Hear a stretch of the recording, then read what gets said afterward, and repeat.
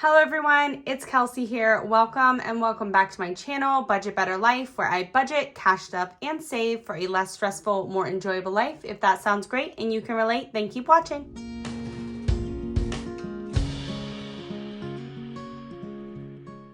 Alrighty, so let's get right into it. Today we are looking at week 3 of May's budget, and I'm gonna try to just get right through this and not talk too much because otherwise it becomes a lot to edit.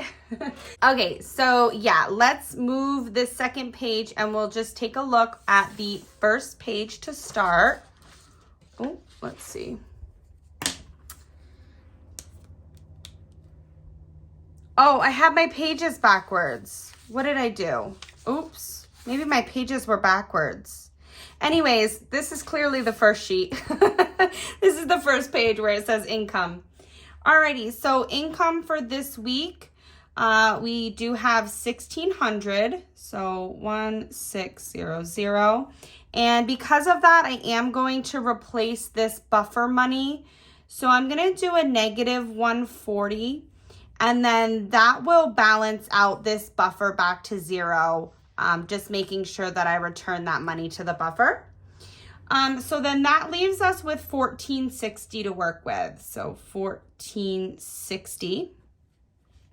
And that's after my business expenses and adjustments that we have. Now, I will say quickly, I think that I overestimated the business income, not necessarily the income we were going to get, but I kind of underestimated how much I would need to leave in the business and how much I could actually take out as far as to do cash stuffing, pay down debt, and do savings. So when we get to the end of the month, I might notice that, okay, I didn't adjust down enough for the business expenses, but we'll see when we get there. But yeah, I'm just going with what I have each week and I'm just working it. All right, so moving down to bills, these stay the same every week. And I don't know if that's boring for you guys, but to me, it makes it really simple and that's why I love it. So we're doing $113 for rent. We're doing $175 for Kia. We're doing $50. For AT&T, Progressive is actually going to drop back down to the $20 because that was just covering for, I didn't calculate right when the plan switched over. So that is the new rate. So the $20 there. Storage stays the same. We're at $32. $45 for my subscriptions and auto withdrawals. And I keep the $70 minimum credit cards as just a snowball. So that even if there's a card that doesn't need a minimum payment, I'm just taking that extra money and throwing it onto the next card. So that makes a total of $505, which gives us a remainder of $955 to work with. Alrighty, so then going down into the cash envelopes for this week, I'm going to keep things pretty much the same. But I'm actually going to drop groceries down to 100. I think we can work with that this week. Yeah, just because we do have a lot of stuff in the pantry right now. And so I'm trying to just use up a little bit more. So I'll drop that down to 100. Gas, of course, we don't stuff. Dining is going to be 20. And I was supposed to bring this up to 180 this month, and that's because my little brother has a birthday. But they decided to do a little family trip to Maine, and we're not tagging along on that. So we're actually not going out to dinner with them, which is fine. I'm still going to give him a card and obviously wish him a happy birthday.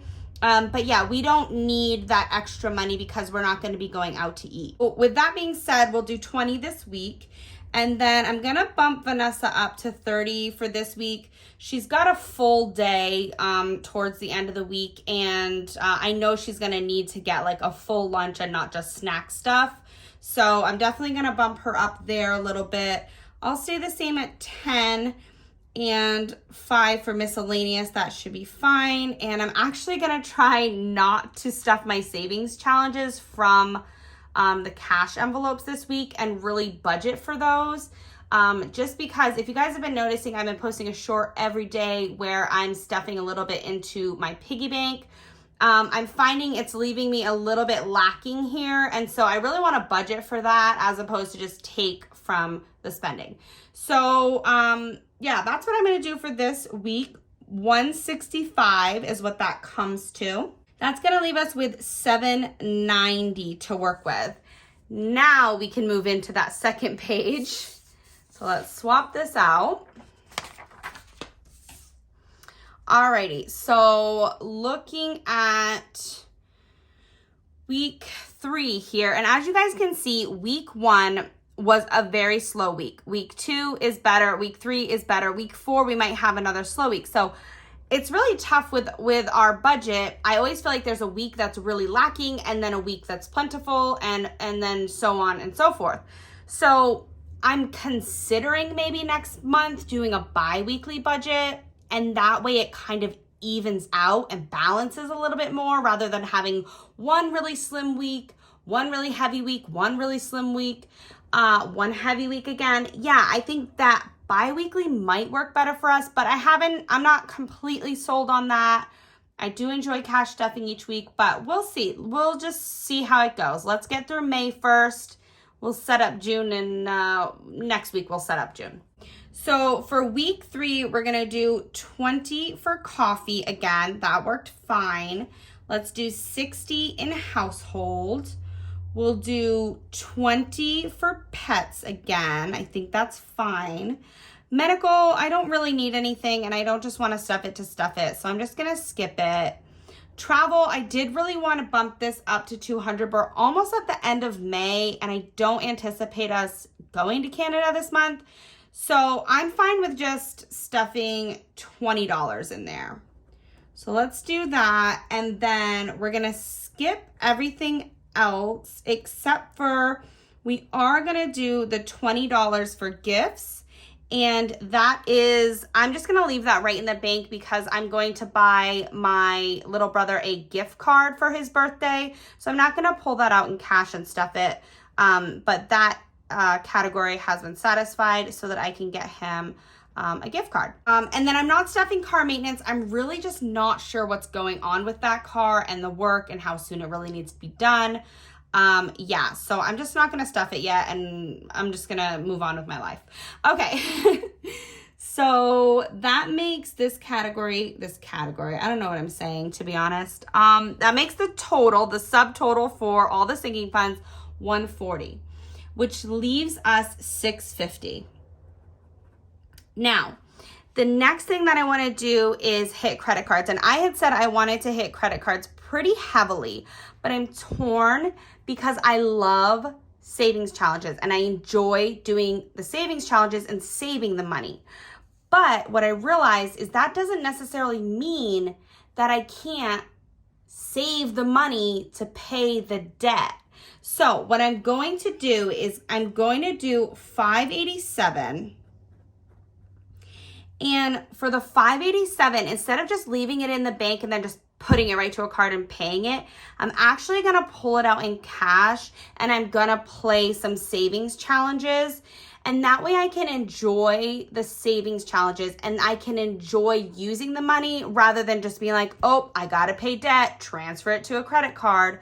So that's my plan. So I'm going to pull that out and then play my games and then I'm going to stick it in the debt envelope. And then at the end of the month, I'm going to whack the cards out of that envelope. So that's what I'm going to do. That brings this to $587. And that leaves us with $63, which seems like a very random amount. But if we look down here, $63 is going to go right in that savings challenge spot. And that is exactly what I need to finish off my piggy bank challenge for the month. So I will have all the money I need to be able to stuff that piggy bank every single day. And I'm not pulling it from other places, groceries or spending or whatever. I have the money budgeted and ready to go to complete that savings challenge that I have committed to. So that is what I'm going to do. That is $63 going into the piggy bank, which brings us right down to a zero-based budget. And that is how it's done, my friends. Sorry if I went a little bit too fast, but again, I'm trying to keep my editing time down here. I have been quite busy lately. So yeah, let's take a look at everything all together just to see how it's looking, how it's shaken out this month so far. Looking pretty good. Like I said, we've adjusted some things, so things might be a little bit different when we get to the actuals at the end of the month, but we'll see how it goes and we'll deal with it then. Like I said, everything's getting paid. Credit cards are still getting paid, but I get to enjoy that money a little bit more, which I'm very happy about. So that's how we're gonna do it this week, guys. And the next video you will see is my cash stuffing, bills and sinking funds, as well as the spending envelopes. And then hopefully soon you'll see some savings challenges and stuff like that. So make sure you're subscribed if you're not already. And other than that, I will see you in my next one. Bye.